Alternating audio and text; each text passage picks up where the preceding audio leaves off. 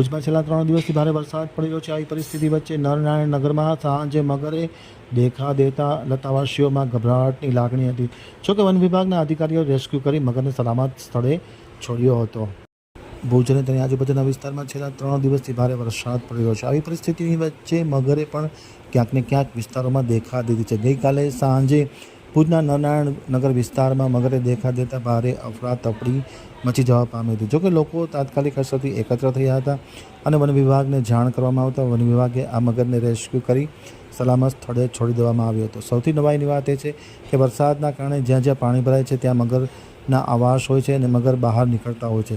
ગઈકાલે નરનારાયણ નગરમાં મગરે દેખા દેતા ભારે ગભરાટની લાગણી ફેલાઈ ગઈ હતી। અગાઉ પણ નરનારાયણ નગરમાં ગયા વર્ષે મગરે દેખા દીધી હોવાની વાત સપાટી ઉપર આવી હતી।